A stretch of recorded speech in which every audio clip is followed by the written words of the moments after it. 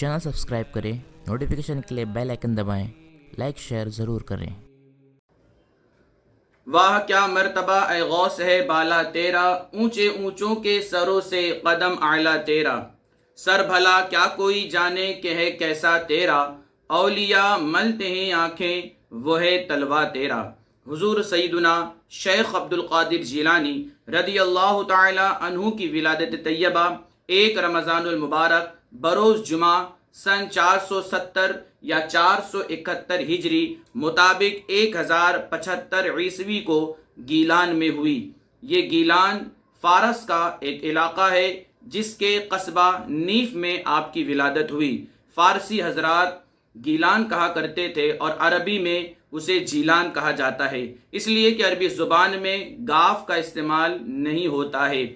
अरबी हजरात उसे जीलान कहते हैं। इसी तरह से हुजूर सैयदुना शेख अब्दुल कादिर जीलानी जीली या जीलानी कहलाते हैं।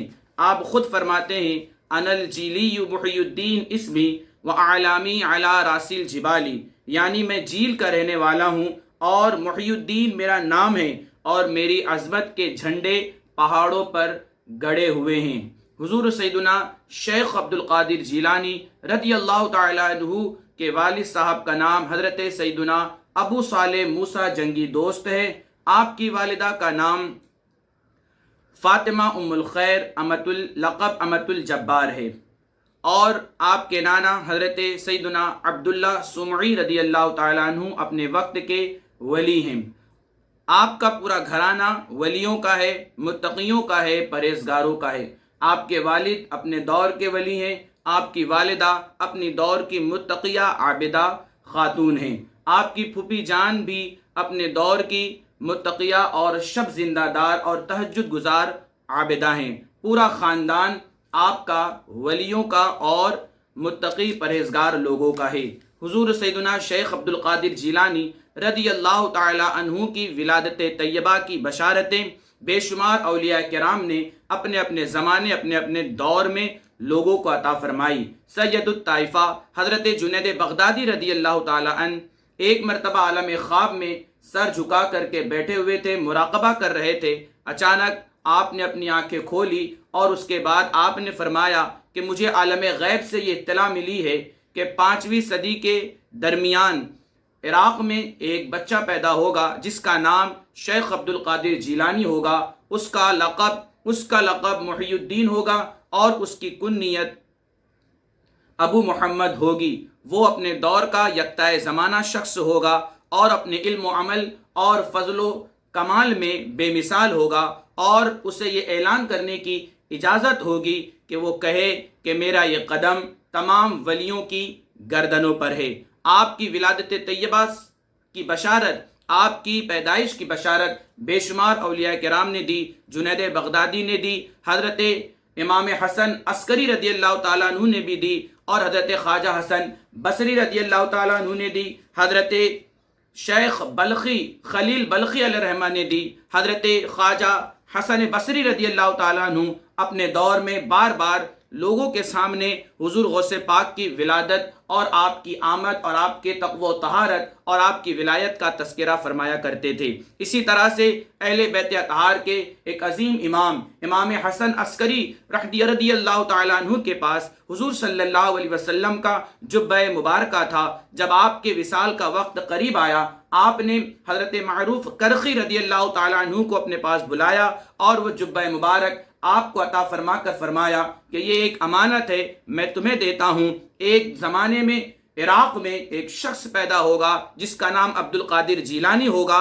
जब वो तुम्हें मिले तो तुम ये अमानत उसके सुपुर्द कर देना। इस तरह से आपकी विलादत से 6 साल पहले भी जितने भी औलिया किराम गुजरे हैं उन्होंने आपकी आमद की बशारत दी है। हुजूर सैयदुना शेख अब्दुल कादिर जिलानी रदी अल्लाह ताला अन्हु को महबूब सुबहानी के नाम से, गौसुस सकलैन, गौसे समदानी, कुतुब रब्बानी, शहबाज लामकानी के जैसे बेशुमार अलकाबात से आपको जाना जाता है। आपको मुहियुद्दीन कहा जाता है क्योंकि आपने दीन मुस्तफ़ा में और दीन इस्लाम में ज़िंदगी और ताज़गी बख्श दी है।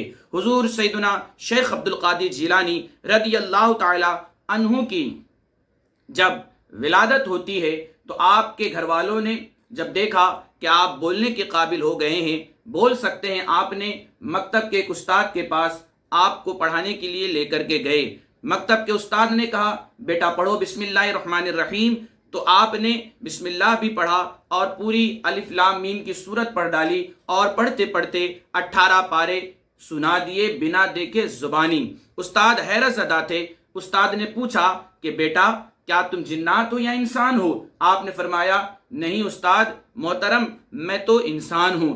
استاد نے پوچھا کہ 18 پارے تمہیں کیسے یاد ہو گئے؟ ابھی تو تم چھوٹے بچے ہو۔ تو آپ نے فرمایا کہ میری ماں جب میں پیٹ سے تھا اور میری ماں گھر کا جب کام کیا کرتی تھی تو کام کرتے دوران میری ماں قرآن پاک کی تلاوت کیا کرتی تھی اور میری ماں 18 پارے کی حافظہ ہے، اور میری ماں جب پڑھا کرتی تھی تو میں اپنی ماں کی شکم میں قرآن پاک کو سنتا تھا اور اسے یاد کر لیا کرتا تھا۔ یہی وجہ ہے کہ آج میں آپ کے سامنے 18 پارے بنا دیکھے سنا رہا ہوں۔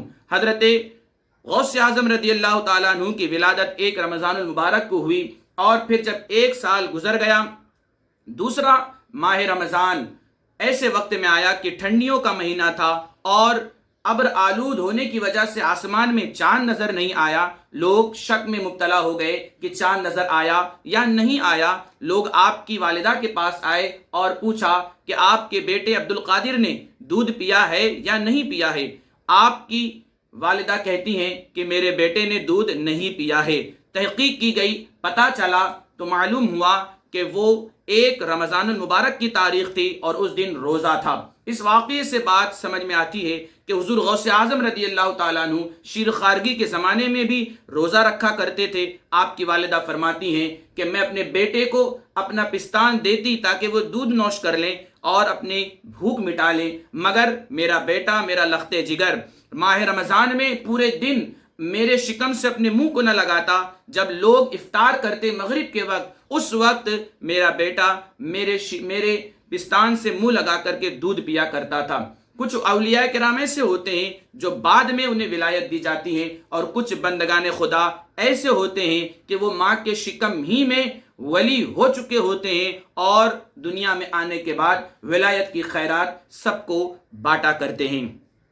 حضرت شیخ عبدالقادر جیلانی رضی اللہ تعالیٰ عنہ کی کرامتیں بے مثال ہیں، بے انتہا ہیں۔ جب آپ کی عمر شریف 5 سال یا 6 سال ہو گئی، آپ کو مدرسے میں داخلہ کرایا گیا۔ جب آپ جایا کرتے تھے تو پیچھے کوئی آواز لگاتا، اے اللہ کے بندو جگہ خالی کر دو، اللہ کا ایک بندہ پڑھنے آ رہا ہے۔ جب آپ بڑے ہوئے تو معلوم ہوا کہ وہ آواز لگانے والا کوئی اور نہیں بلکہ اللہ کی طرف سے مقرر کیا ہوا ایک فرشتہ تھا، جو آپ کی ولایت کے چرچے، آپ کے پڑھنے کے زمانے میں جو طلبہ تھے انہیں وہ خبردار کرتا کہ یہ کوئی معمولی بچہ نہیں، یہ اللہ کا مقرب بندہ ہے۔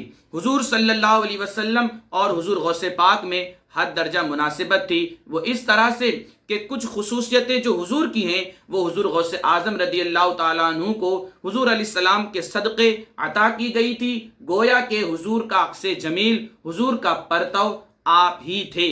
جس طرح سے حضور علیہ الصلوۃ والتسلیم راستے سے گزرتے تو بادل سر پر سایہ کیا کرتے تھے، اسی طرح سے غوث پاک بھی جب راستے سے گزرتے تو بادل آپ کے سر پر سایہ کرتے۔ حضور غوث پاک سے جانور باتیں کیا کرتے تھے، جس طرح سے حضور صلی اللہ علیہ وسلم سے جانور باتیں کیا کرتے تھے، اسی طرح سے حضور غوث پاک سے بھی جانور باتیں کیا کرتے تھے۔ بچپنے کے زمانے میں آپ ایک کھیت سے گزر رہے تھے، ایک بیل آپ کے سامنے سے گزر رہا تھا، آپ اس کے پیچھے پیچھے جا رہے تھے، اچانک بیل آپ کی طرف مڑ کر کے دیکھتا ہے اور اللہ اسے بھولنے کی طاقت دیتا ہے۔ وہ کہتا ہے، اے عبدالقادر جیلانی، ما لہذا خلقتا وما لہذا امرتا، اے عبدالقادر تم اس لیے نہیں پیدا کیے گئے اور نہ تمہیں اس کا حکم دیا گیا ہے۔ حضور غوث پاک اپنی والدہ کے پاس آتے ہیں اور علم حاصل کرنے کا شوق آپ کے دل میں پیدا ہو جاتا ہے۔ آپ کی والدہ کی عمر جب 60 سال کی ہوتی ہے اس وقت حضور غوث پاک دنیا میں تشریف لاتے ہیں، اور جب آپ کی عمر 17 یا 16 سال ہو جاتی ہے آپ علم حاصل کرنے کے لیے عراق، بغداد اور پورے عرب ممالک کی خاک چھانتے ہوئے بڑے بڑے علماء، مشائخ، بزرگان دین کی بارگاہ سے فیض و برکات حاصل کرتے ہیں، اور اس کے بعد علم و فضل اور ولایت کا ایک حسین سنگم، ایک حسین مجموعہ بن جاتے ہیں۔ امام حسن رضی اللہ تعالیٰ عنہ فتنہ و فساد کو ختم کرنے کے لیے خلافت سے دستبرداری کی اور کرسی خلافت خالی کر دیا۔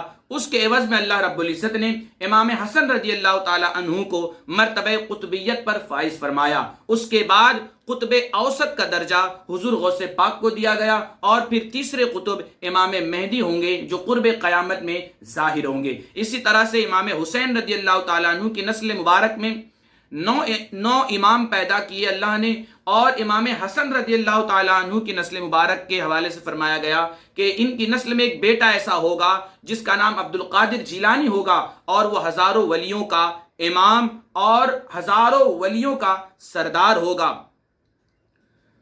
میرے پیارے آقا صلی اللہ علیہ وسلم کے پیارے دیوانوں، یہ غوث پاک کی فضیلت ہے، عظمت ہے۔ جس طرح سے حضور علیہ الصلوۃ والتسلیم کے بدن پر نہ مکھی بیٹھتی تھی، نہ جانور کیڑے پتنگے بیٹھتے تھے، اسی طرح سے حضور غوث پاک کے جسم مبارک پر بھی نہ جانور بیٹھا کرتے تھے، نہ مکھی بیٹھا کرتی تھی، اور نہ ہی مچھر بیٹھا کرتے تھے۔ اللہ رب العزت نے آپ کو انتہائی اعلیٰ مقام پر فائز فرمایا تھا۔ حضور غوث اعظم رضی اللہ تعالی عنہ کے سر مبارک پر 3 طرح کی چادر تھی۔ پہلی چادر عزت کی تھی، دوسری چادر شرف و بزرگی کی تھی، اور تیسری چادر حقیقت اور معرفت کی تھی۔ حضور غوث اعظم رضی اللہ تعالیٰ عنہ 17 سال کی عمر میں علم حاصل کرتے ہیں، اور 13 سال آپ 13 زبان میں تقریر فرمایا کرتے تھے، اور آپ نے 35 سال تک علم حاصل کیا۔ اسی طرح سے آپ نے 40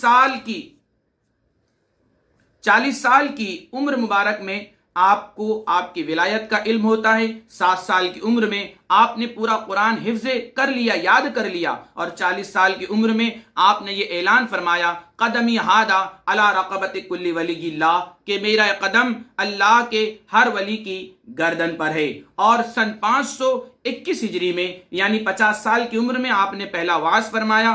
آپ کی 4 بیویاں تھیں، پہلی بی بی مدینہ، دوسری بی بی صادقہ، تیسری بی بی مؤمنہ، اور چوتھی بی بی محبوبہ۔ آپ کی 49 اولاد تھی، جس میں 20 لڑکے اور 29 لڑکیاں تھیں۔